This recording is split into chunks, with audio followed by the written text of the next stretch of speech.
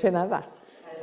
Buenas tardes a todos, bienvenidos a una webinar más del Colegio Notarial de Cataluña, un nuevo acto del INDIP, del Instituto Notarial de Derecho Internacional Privado, que comenzamos el año 2019. Como siempre nos acompañan nuestras dos catedráticas, Beatriz Añoveros Terradas y Cristina González Belfus, ambas de la Universidad de Barcelona y que llevan años acompañándonos y formándonos a los notarios en esta materia tan fundamental que es el derecho internacional privado.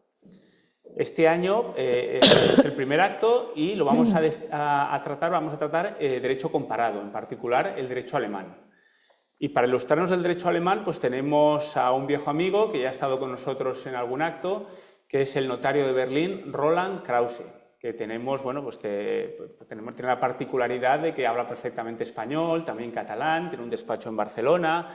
Es profesor también de la Universidad Notarial de Berlín, que nos puede explicar también. Y bueno, pues verán que es muy ameno y nos va a explicar estupendamente cuestiones de derecho alemán. Tenemos muchísimas preguntas sobre derecho alemán, los notarios, que nos pueden venir bien en el ejercicio de nuestra profesión. Hemos visto que era muy extenso quizás el cuestionario que habíamos planteado a Roland y nos vamos a centrar básicamente en sucesiones y en poderes. Si nos da tiempo, pues podemos tratar alguna cosita más de régimen económico, expediente matrimonial, pero sobre todo vamos a empezar con sucesiones. Vamos a hacerlo en formato como otras veces, en formato entrevista. Y bueno, pues paso la palabra a Cristina, que va a hacer la primera. Bueno, y voy a saludar a Roland, en primer lugar. Muchísimas gracias, Roland, por colaborar con el Colegio Notarial de Cataluña. Muchísimas gracias, muy buenas tardes a todos y todos los oyentes.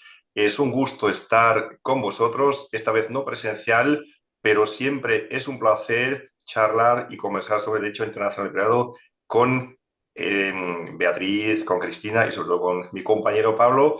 Así, un gusto estar aquí presente otra vez.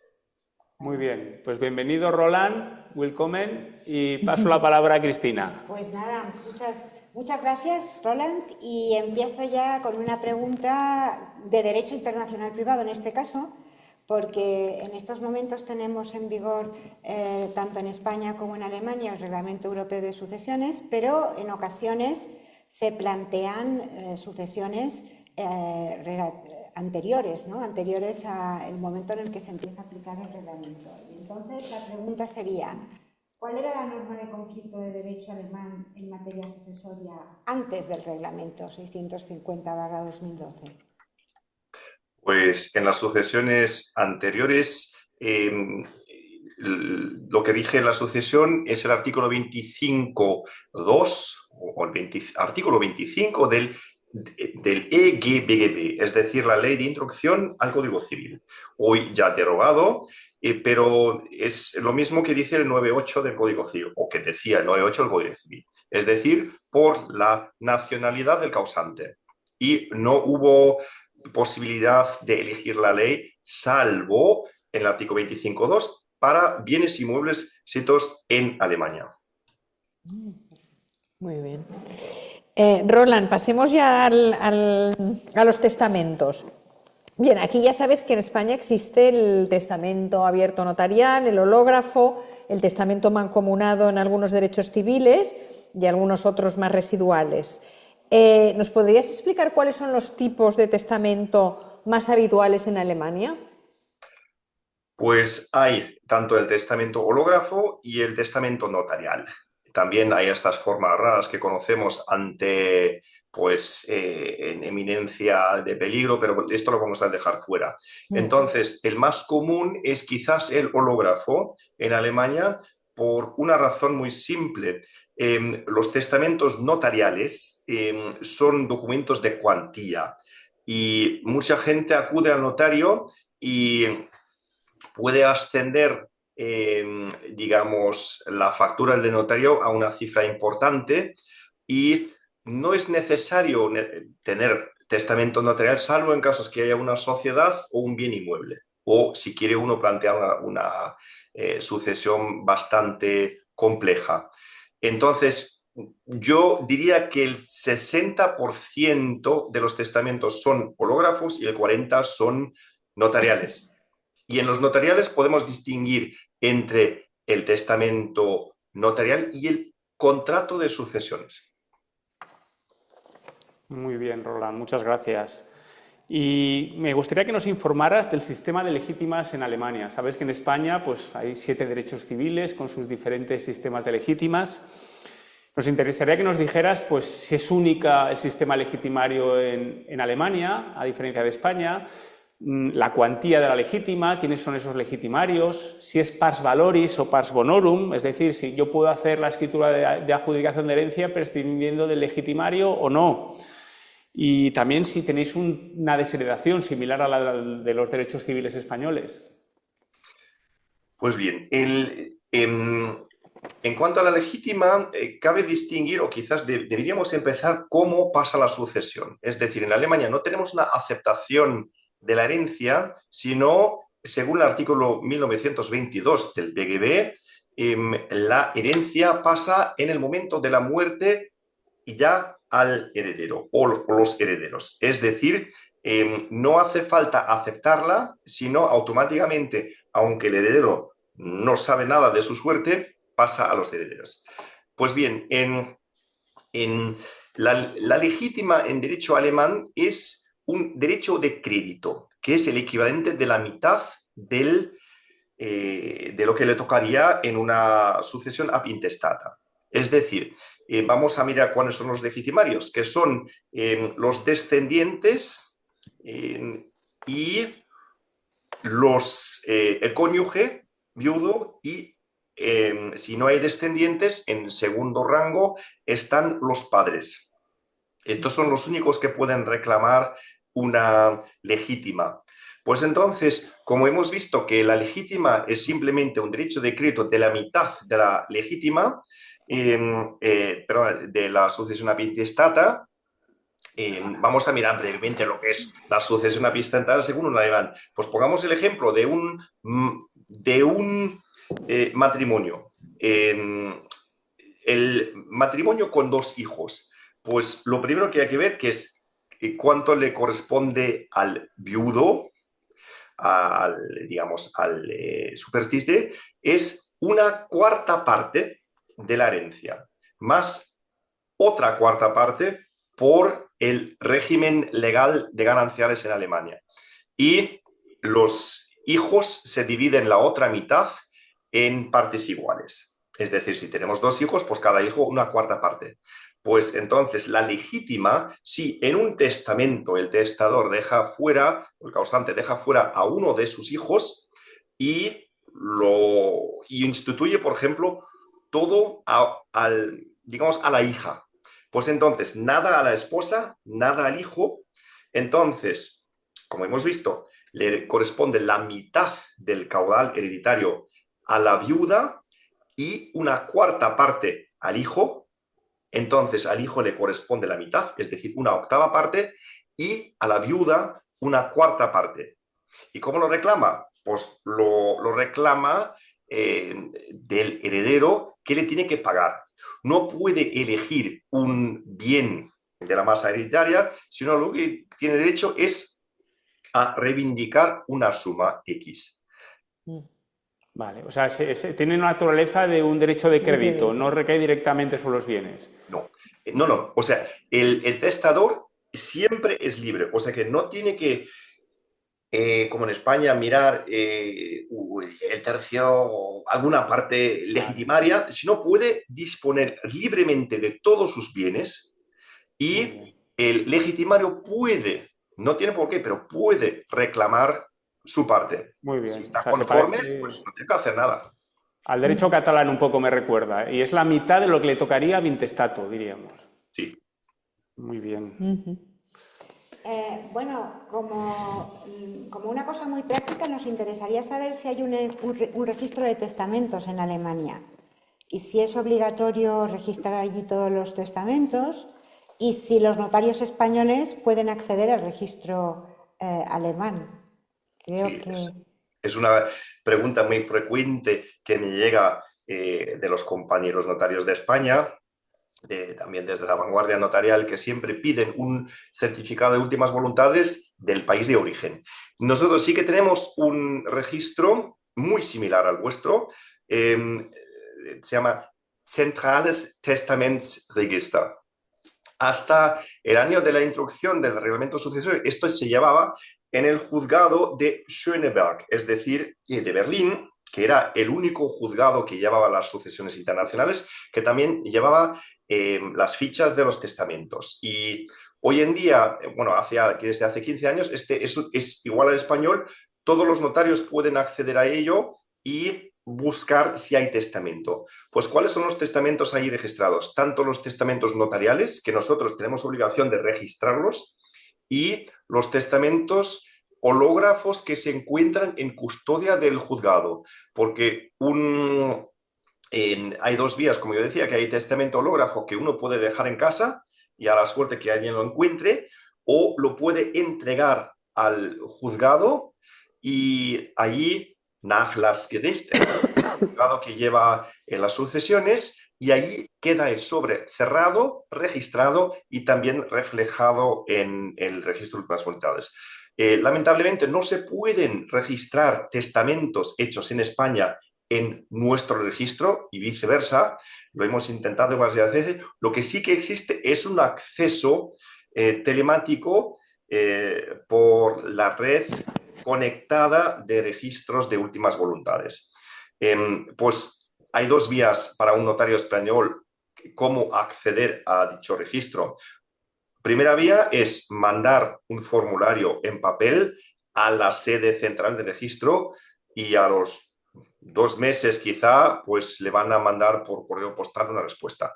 La otra vía es solicitárselo a cualquier compañero alemán que eche una búsqueda y bueno, en 5 minutos o 10 minutos lo tienes, te lo saca y te lo manda al compañero. Muy bien. Pues, bueno, la siguiente pregunta que teníamos ya la has respuesto en parte, porque ya nos has dicho que no se acepta la herencia. Te queríamos preguntar precisamente que nos explicaras cómo se acepta o cómo se renuncia a la herencia y si en Alemania hay herencia yacente. Pues si partimos del concepto que todos los derechos y obligaciones del causante pasan a sus herederos en el momento de la muerte, lo que dice el 1922, que es el primer artículo, el BGB, del libro quinto del BGB, donde se tratan de las sucesiones, podemos deducir que no hay herencia yacente, o sea que siempre sabemos que del causante en el momento de su muerte pasa a los herederos. Ahora bien, si no sabemos quiénes son los herederos, hay un curador de la herencia cuya obligación es buscar a los herederos y entregarles la herencia.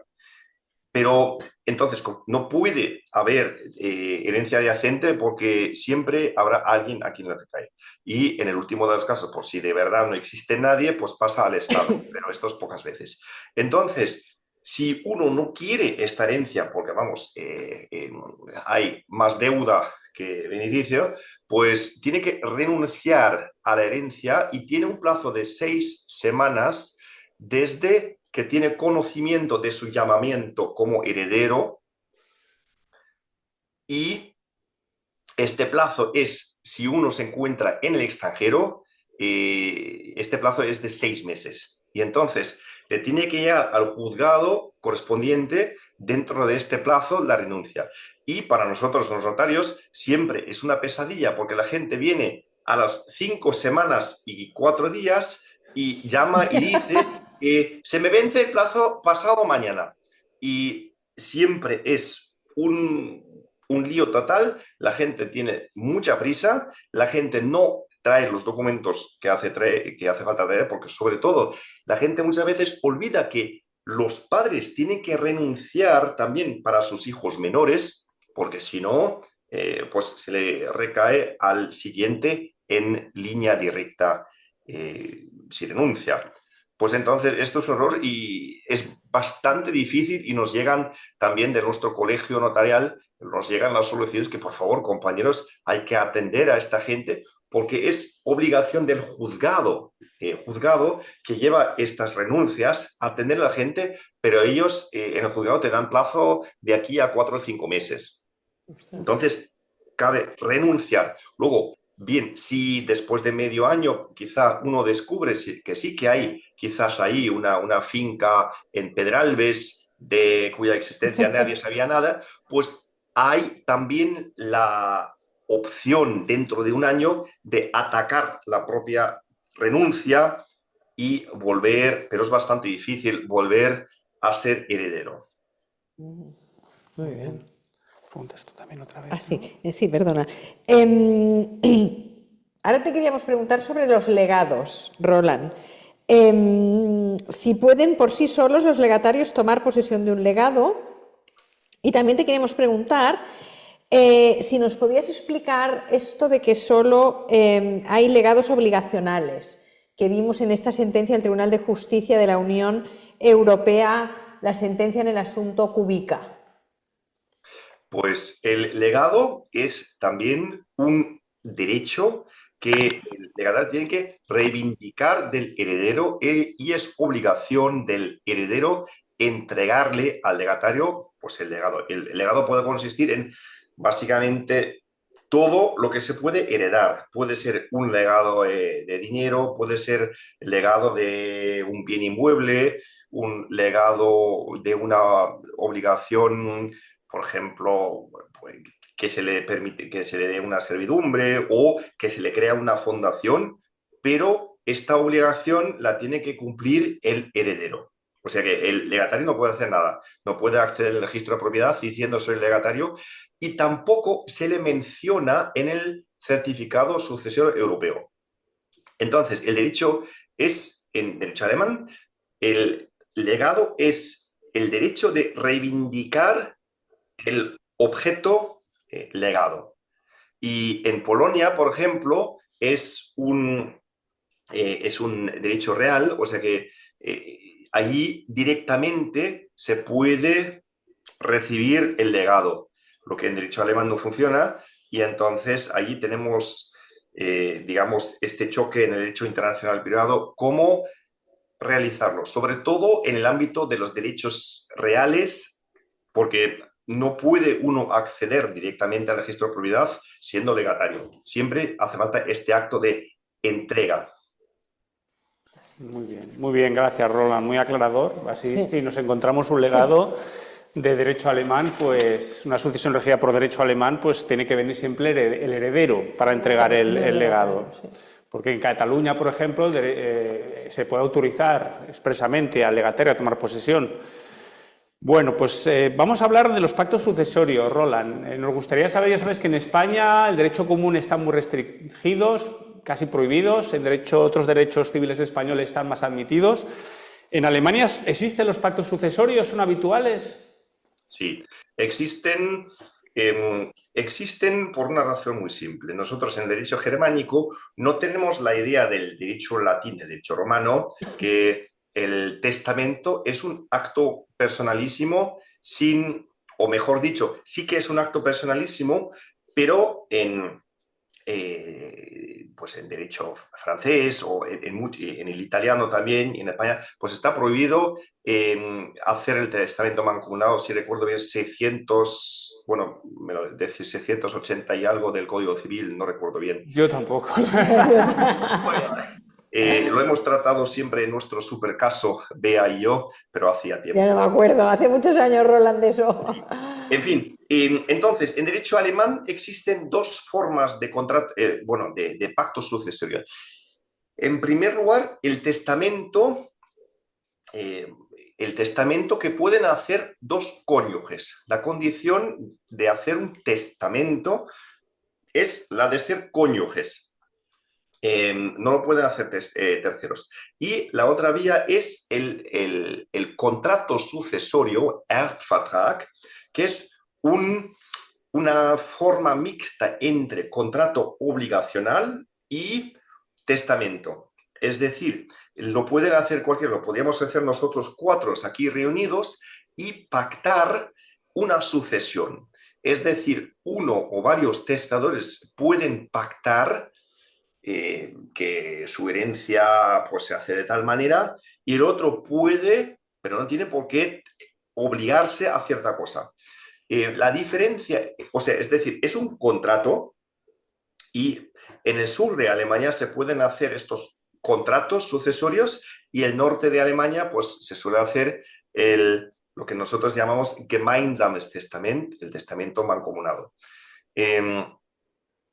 Pues estos pactos se asemejan un poco, son más amplios que, por ejemplo, el pacto según el artículo 50 de la compilación de los derechos forales de Mallorca, o es más amplio del pacto en Cataluña, porque es testamento y cualquier obligación en este ámbito. Puede ser, y es lo más importante, que es vinculante, o sea que para salirse del contrato sucesorio tienen que acudir todos al notario otra vez para revocarlo. O sea que la única forma de revocarlo sería entregarle a la parte contratante una revocación mediante secretario judicial, o sea, por el juzgado.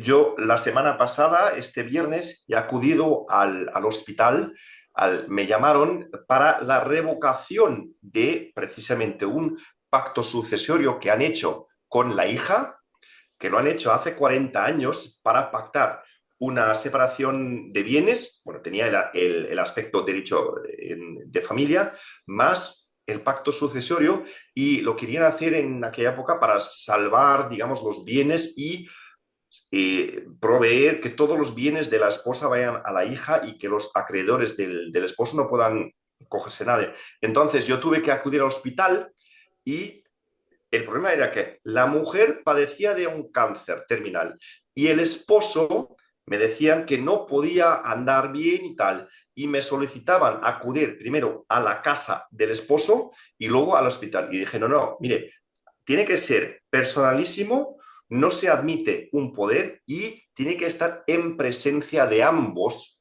o de todos los pactantes ante notario. O sea que lo que tienen que hacer es recoger al señor que venía en la silla de ruedas y ponerle al lado de la cama de la esposa en el hospital y lo firmamos allí, porque de otra manera no hay. Ojo, una vez que fallece uno de las partes contratantes, o el testamento mancomunado o el contrato sucesorio es vinculante para siempre.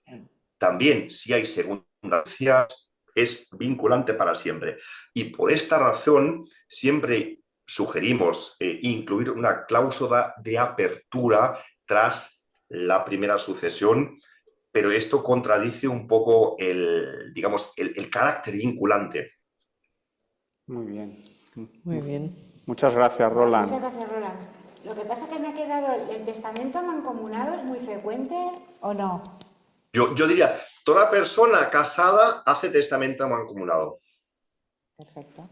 Muy bien, ahora continuaremos con el matrimonio y pasaremos, en el caso de la sucesión intestada. Un segundito, ya que yo soy de Berlín y mucha gente en España también conoce el así llamado testamento berlinés.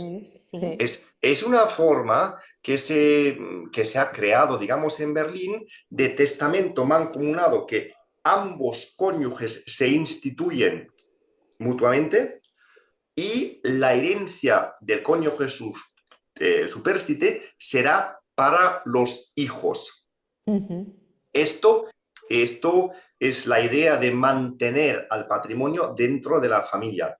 Ahora bien, para familias de hoy en día, que son familias mixtas, recompuestas, este testamento no te sirve. Más tiene la desventaja fiscal que estás tributando por ISD en la primera herencia, que todo el caudal va al otro cónyuge, y luego el segundo cónyuge, cuando fallece, los hijos tienen que tributar por todo otra vez. Esto más secreto no tiene. Testamento berlinés es cónyuges mutuamente y luego a los hijos. Perfecto. Y oye, hablando de los cónyuges, en el caso de la sucesión intestada, vimos que la calificación de los derechos del cónyuge viudo es un poco polémica en el caso Mankopf. No sé, ¿qué es lo que nos puedes explicar al respecto? Pues el derecho alemán, el PGB, está dividido en 5 libros. Pues el libro cuarto contiene el derecho a familia y el quinto, el derecho a sucesiones. Pues en el libro cuarto hay un artículo, el 1371, que dice lo siguiente, que está dentro del apartado de los regímenes, en el ámbito familiar del régimen.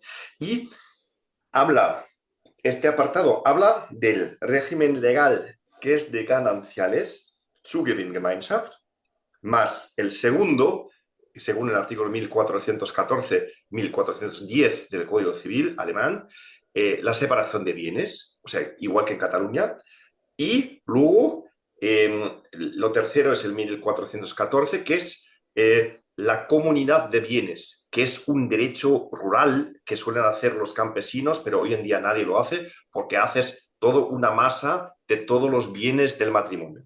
Ahora bien, si nos miramos en la participación en gananciales, cada cónyuge tiene su propiedad, es decir, sus bienes. Y para disolver dicha comunidad hay dos opciones, o por divorcio o por muerte, o bien por contrato notarial optando por otro régimen, es decir, por una separación de bienes. Pues entonces, dice el artículo 1371, cuando el régimen legal se disuelve por la muerte de unos cónyuges, en vez de calcular las gananciales de cada uno, se añade una cuarta parte a la cuota hereditaria del cónyuge.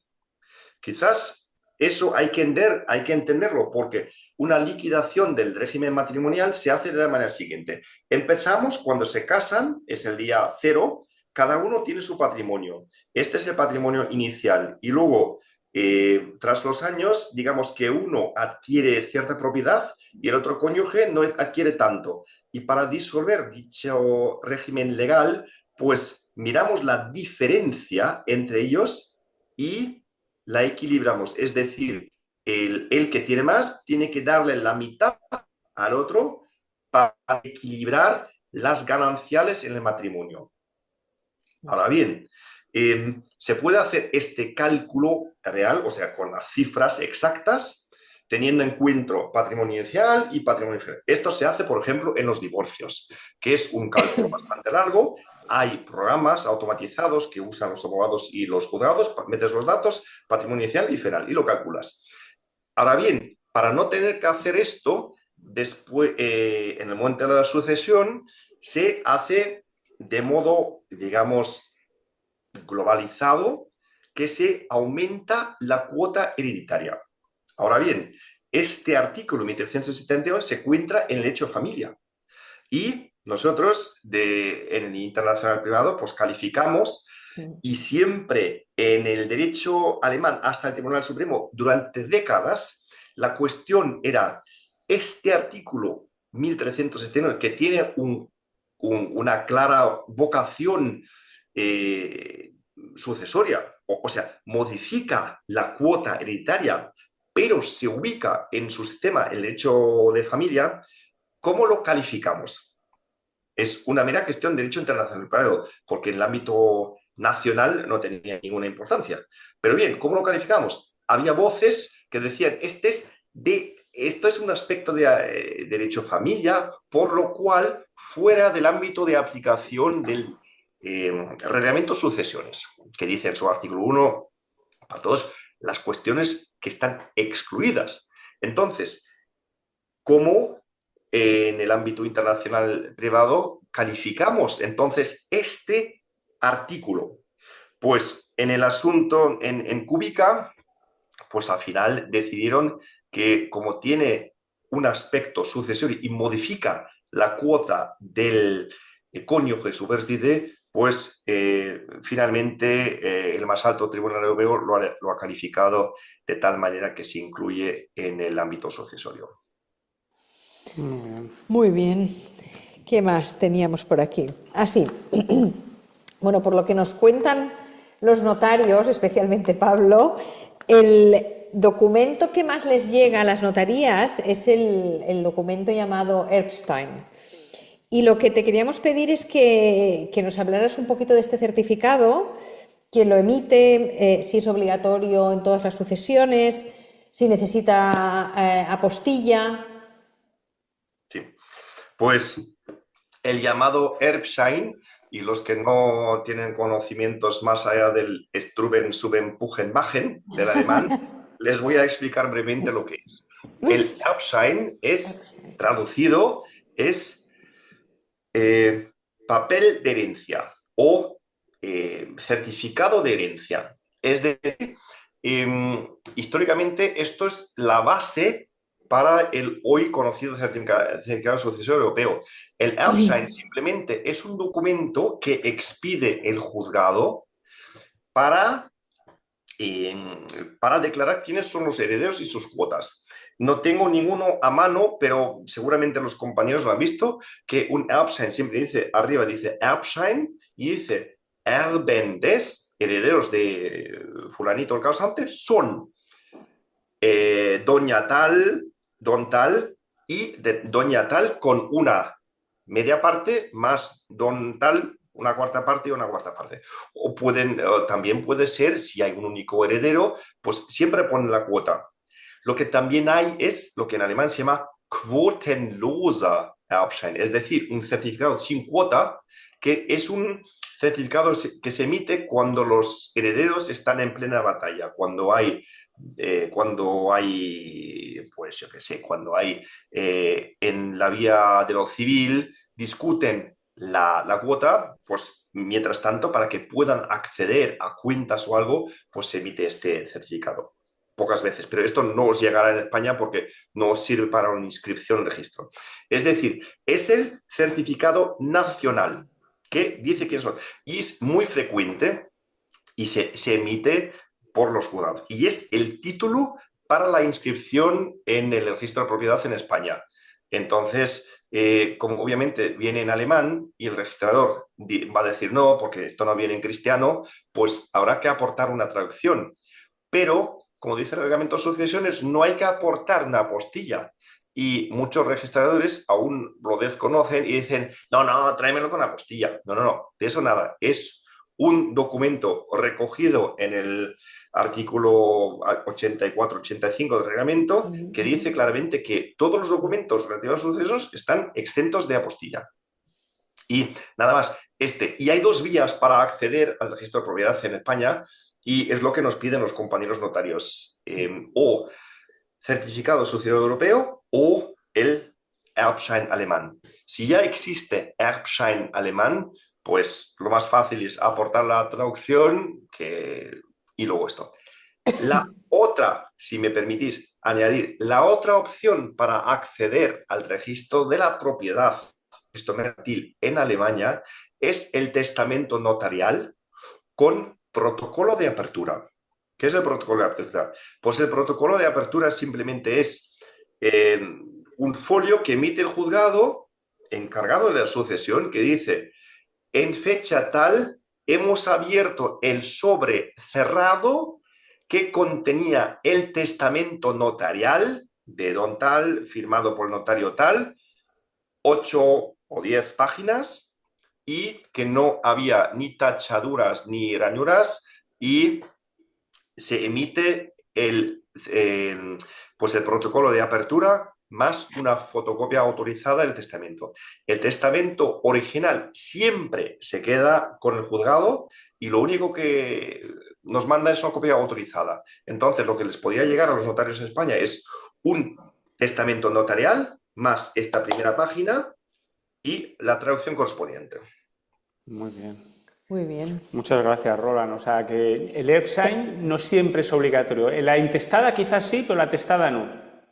Sí, el Erbschein lo necesitas para justificar la posición de heredero si hay bienes inmuebles y si hay bienes, sociedades inscritas en el registro mercantil.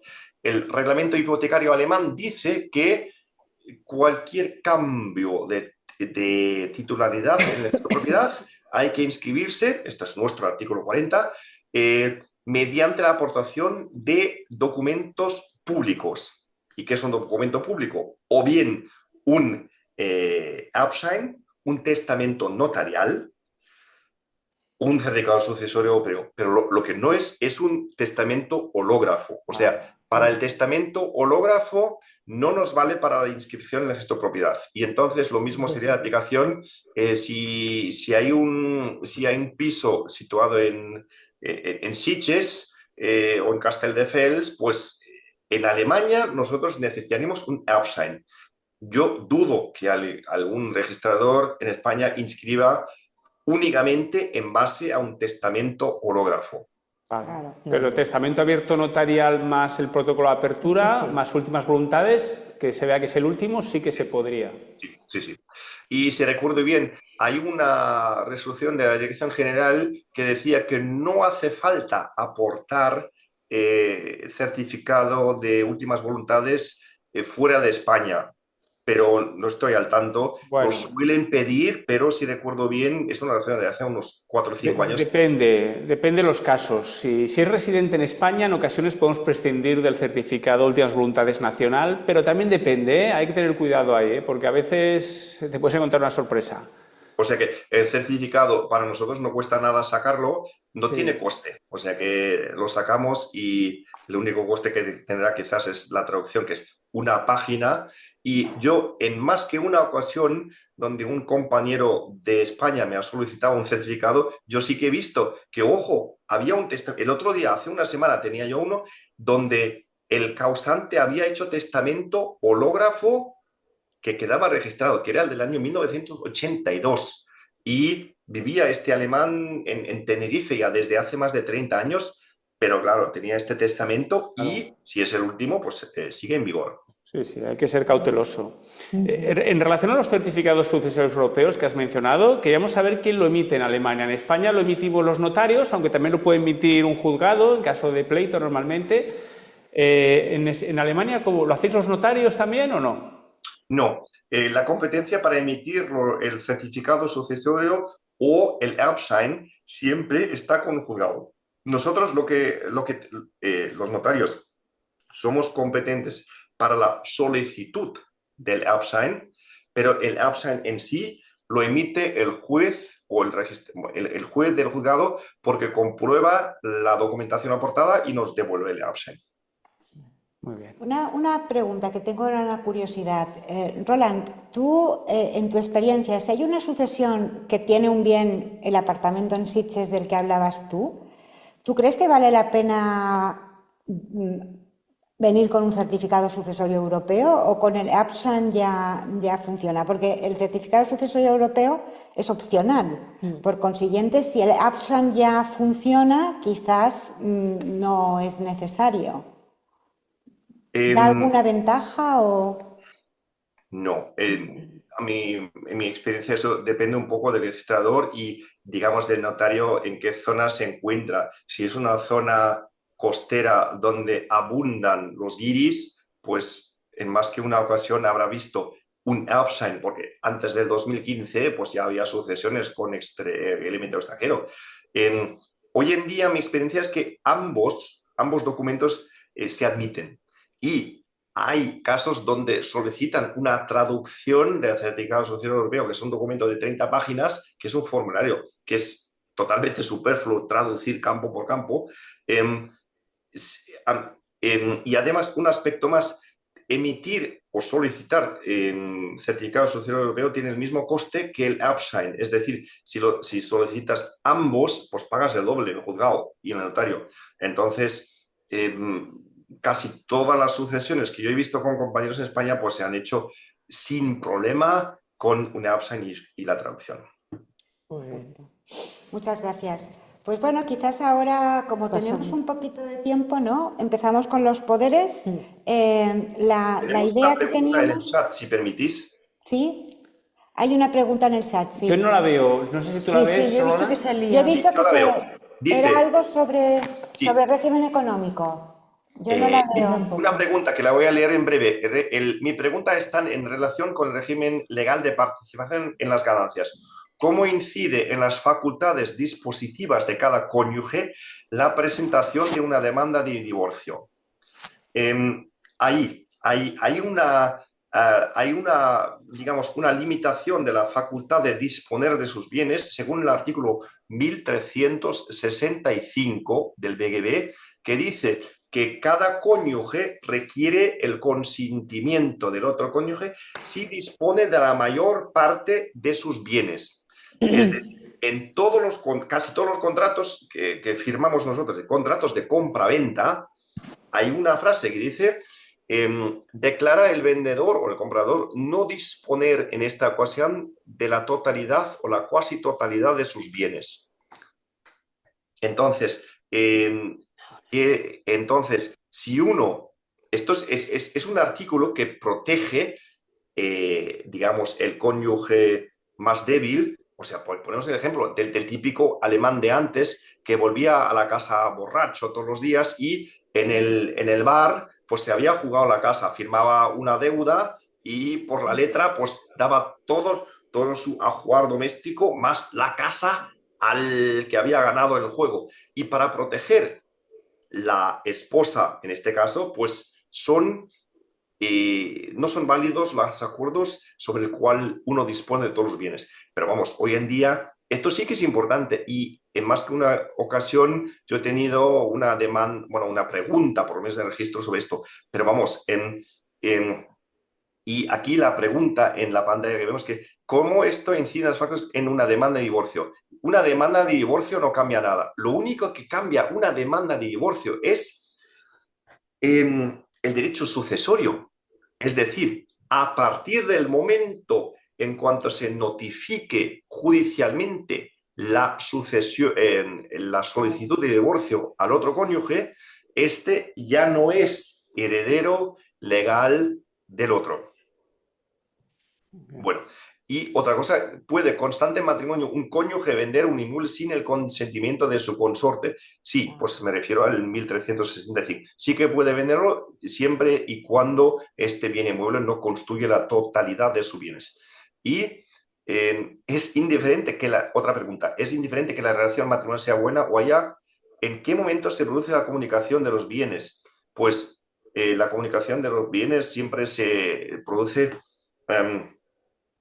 la comunicación de los bienes, pues... Entiendo que se refiere a lo que has comentado antes en el momento de la disolución, cuando hay que calcular las mayores ganancias de uno y se tiene que entregar al otro esas ganancias, ¿no?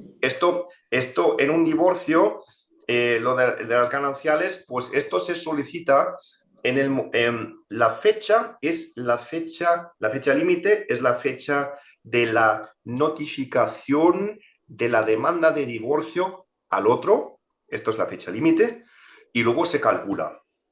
Muy bien. Muy bien. Muy bien. Bueno, pues pasamos a los poderes. Pasamos a los poderes, sí, porque veo que... Perfecto, Ya. como tenemos... A ver, la pregunta sería cómo se hacen los poderes notariales en Alemania y concretamente si el notario alemán realiza una función equivalente a la del notario español, qué tipos de notarios hay, si hay varias formas de actuar, en fin, un poco unas ideas generales sobre los poderes notariales. Pues quizá empezamos con un caso práctico. Siempre me vienen, o muy frecuentemente me vienen preguntas, como el otro día del notario de Cubelles, que me decía: oye, Roland, ¿este poder es válido o qué? Y hay que distinguir la forma de los poderes en Alemania. Un poder notarial puede hacerse o en forma de escritura o por legitimación de firma. Si recordáis el 207 del reglamento notarial vuestro.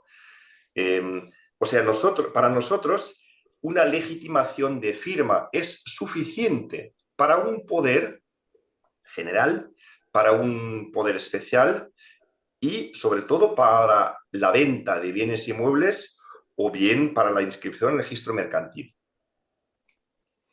Es decir, nosotros una mera legitimación de firma es suficiente. ¿Por qué se hace mediante esta forma y no en forma de escritura? Pues muy fácil. Cuestión de aranceles.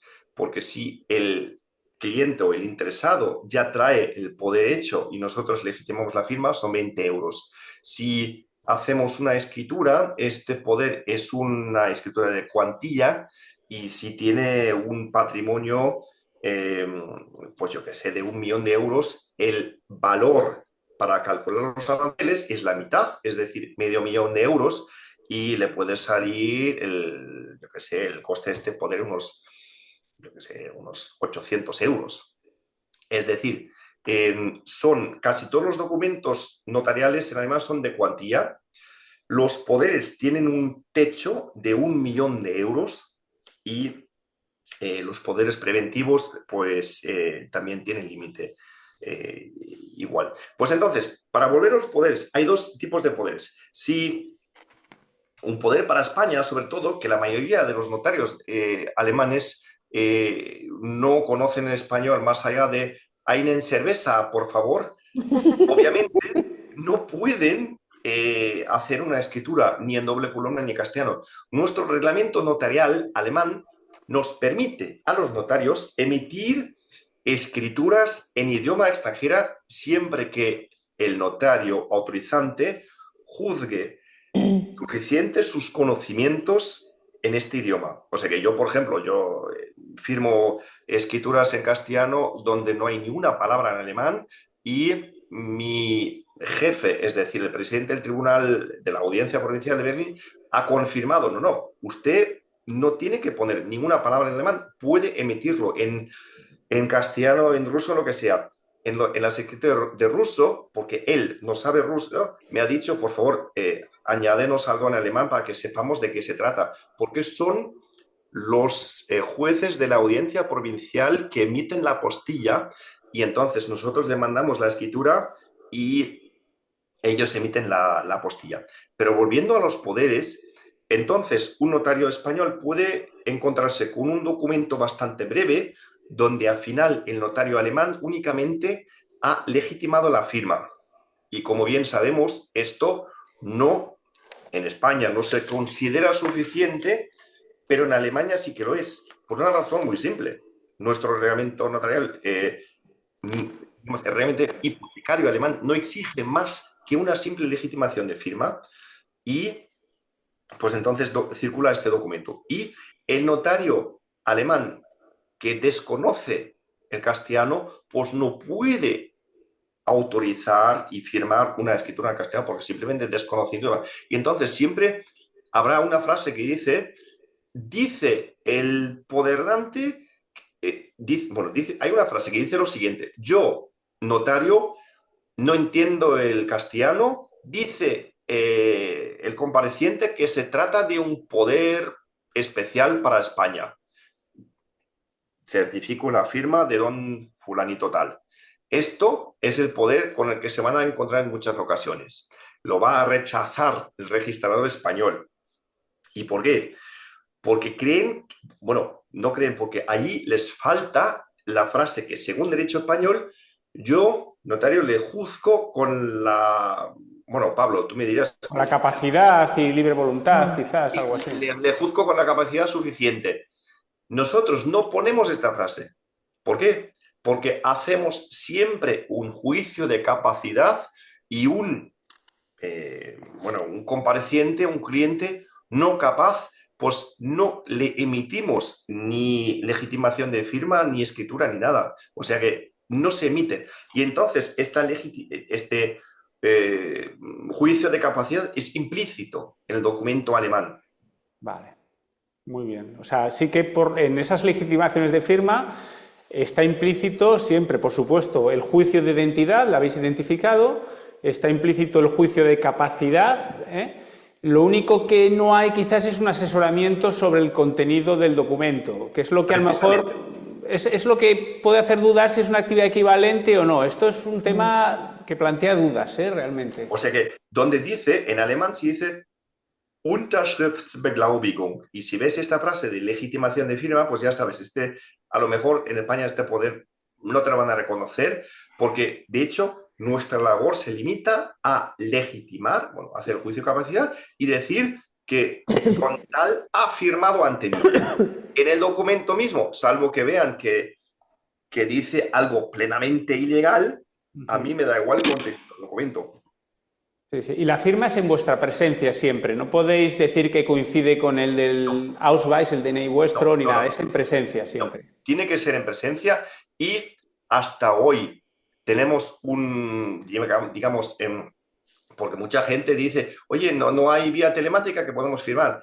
Lo único donde se admite la firma digital es en el ámbito mercantil y allí para casos muy específicos. Pero vamos, desde la práctica os puedo confirmar que hasta hoy en día hay muy pocos notarios, yo diría casi nadie, que usa este modo de firmar para un poder mercantil, y no tenemos como los notarios franceses o los de Brasil una facultad de firmar a la distancia. Tiene que ser ante notario, puede venir y reconocer su firma, también su firma digital, pero siempre tiene que venir y tiene que ser ante mí. Oye, y por curiosidad que querría, porque un poco está saliendo, la legitimación de firma, entonces en España es muy problemático que funcione, ¿no? ¿Pablo? Es delicado, porque muchas veces lo que dice Roland, nos encontramos con poderes extranjeros, con legitimidad de firma. La Dirección General ha abierto un poco la mano y parece que lo admite si, pese a que sea una legitimación de firma, consideramos que el notario ha realizado una actividad equivalente. Pero claro, muchas veces esa actividad equivalente no se expresa en el documento. Y nos viene bien estos actos con Roland o con otros notarios de otras partes del mundo para conocerlo. Porque dices, ¿qué hago con esto? ¿Lo admito? ¿No lo admito? Es un tema que se da de forma recurrente en las notarías. Pero claro, entonces si no lo admites, necesitarías otorgar un poder en escritura, ¿no? Exactamente, que es más caro. Que es más caro. Que pones un problema. O firmar, decir que no es suficiente, que luego ratifiquen, pero esto no es posible a veces en las herencias, y es más fácil, una compraventa no, porque se queda colgado el documento. Es un tema de los poderes delicado. Un poder alemán, un poder general alemán, puede contener dos líneas o una sola frase. Yo doy poder a doña Beatriz Añoveros para... Bueno, yo doy poder general a doña Beatriz Añoveros. Firma y fecha. Y notario. Esto es todo lo que hace falta. Y entonces doña Beatriz Añoveros puede hacer todo lo que quiera en mi nombre. Y es más, este poder también... Vamos a esto, será válido también tras la muerte del poderante. Pero en Alemania no tenemos que enumerar las facultades y la gente alemana siempre choca con los poderes españoles. Yo le digo, mire usted, esto es un poder que contiene 16 páginas y dice la gente, uy, Dios mío, porque pone librar cheques, letras de cambio, no sé qué, vender mi gato, vender mi perro, no sé qué, no sé cuánto, inscribirse.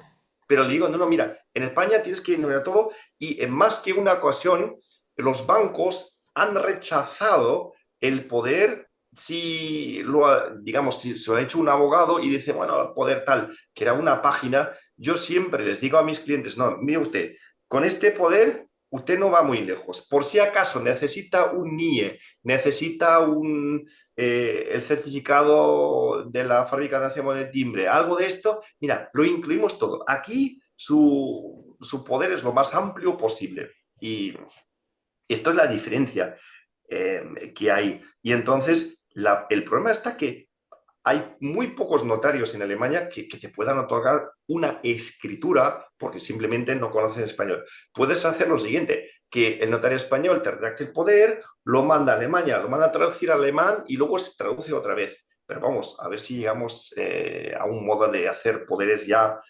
válidos en varios países. Sí. Muy bien. La verdad es que, claro, nuestra norma de conflicto española dice que la representación voluntaria se deje por la ley del lugar donde se ejercen las facultades, salvo que se pacte otra cosa. Yo creo que si del poder resulta que se ha escogido la ley alemana como rectora del poder, yo creo que debemos aceptar ese poder, aunque incluya una línea. Es más, el proyecto de reforma del Código Civil catalán en materia de poderes preventivos prevé la posibilidad de hacer el poder al modo alemán, es decir, todas las facultades. Y eso está previsto en el proyecto que está en el Parlamento ahora. Quizá tengamos en Cataluña poderes similares dentro de unos meses. Sí, y es más, nuestra norma de conflicto alemana dice que es para darle mayor aceptación, que tanto se puede elegir por la ley de otorgamiento o por la ley del lugar donde se va a usar. Muy bien. Pues, Roland, estamos esperando, si hay alguien que quiera hacer alguna pregunta, sí, la puede hacer. No sé si en nuestro público o por el chat.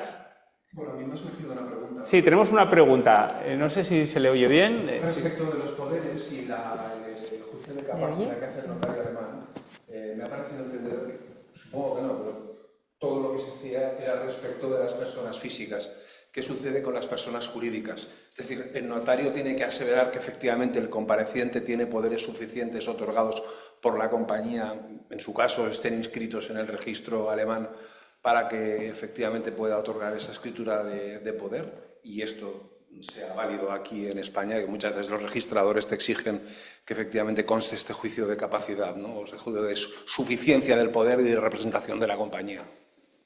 Muy bien. Pues gracias por la pregunta, que es muy importante. En cuanto a la representación de sociedades, nosotros tenemos un artículo, el artículo 21 de la ley, del reglamento notarial alemán, Bundesnotardordnung, que dice lo siguiente.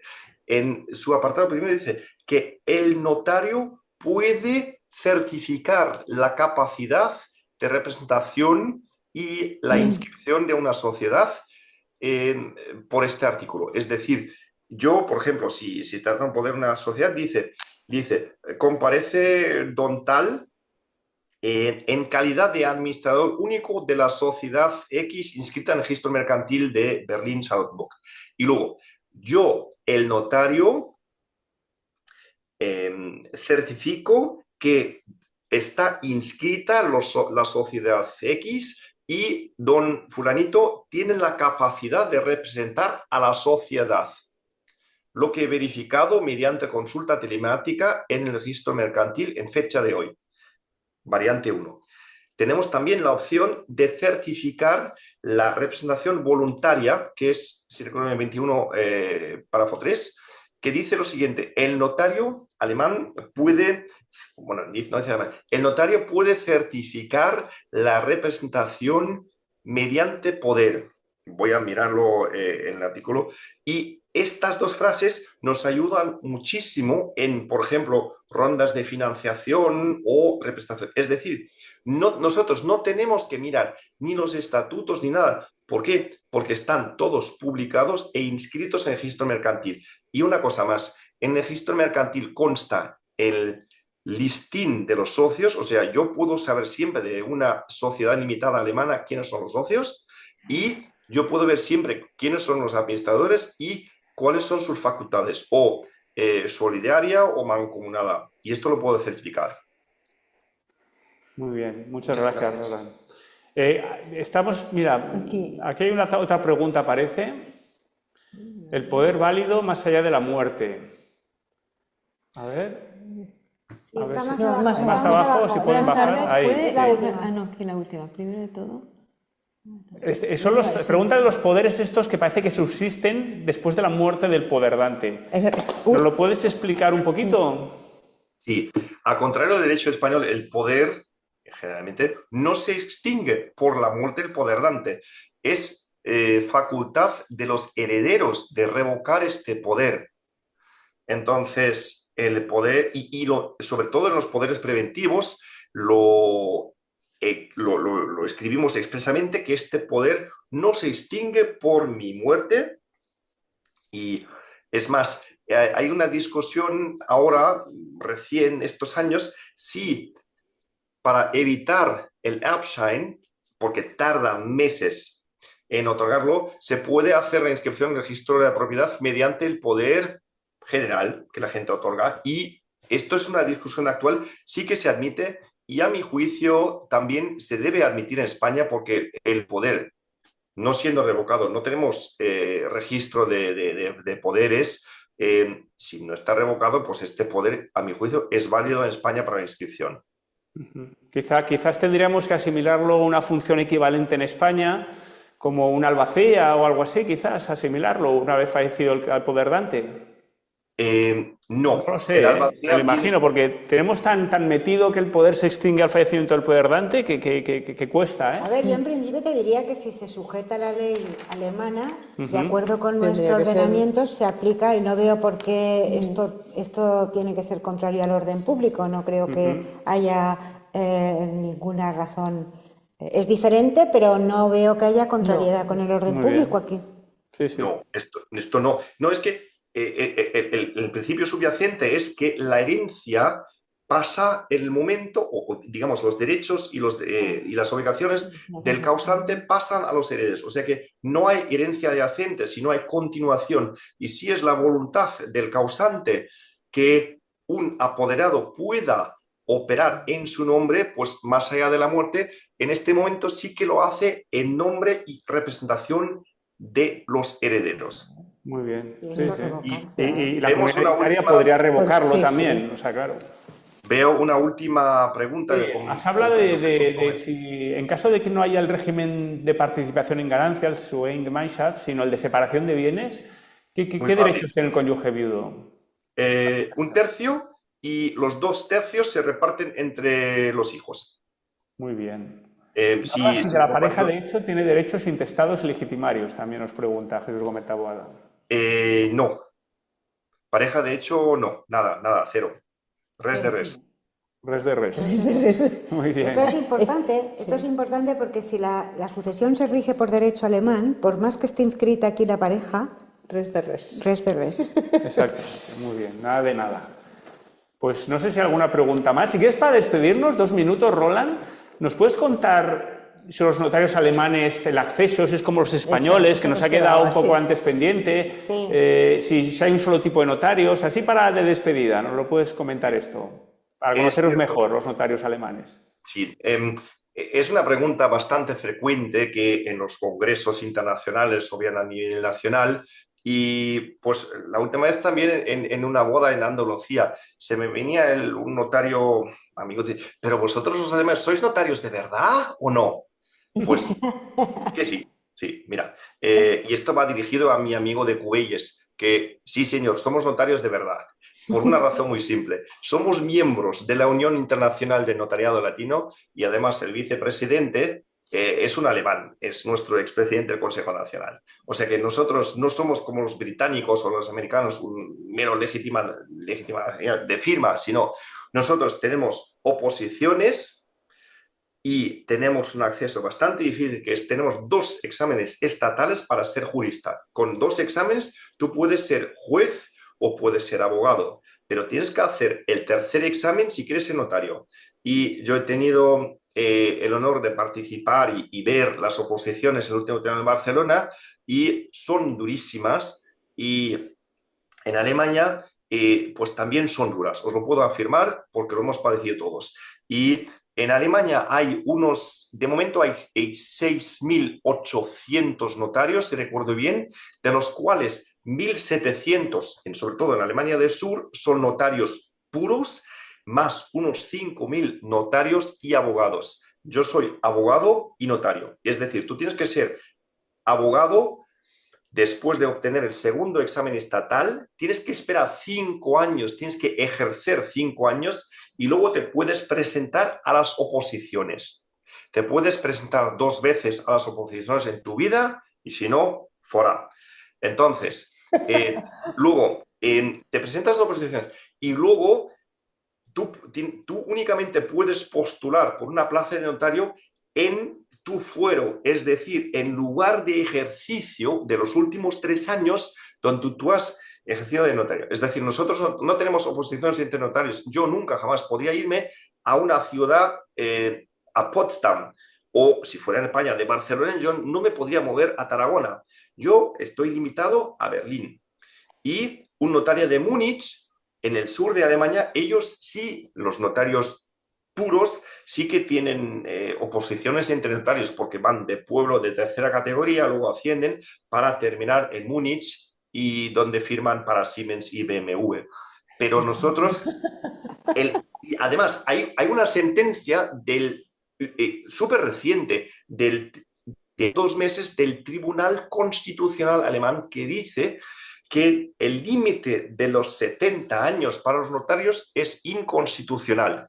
Y entonces tienen un plazo de 1 año para reorganizar todo el acceso, porque ya la gente teme que habrá notarios que puedan ejercer hasta la edad de los 90 o hasta su muerte.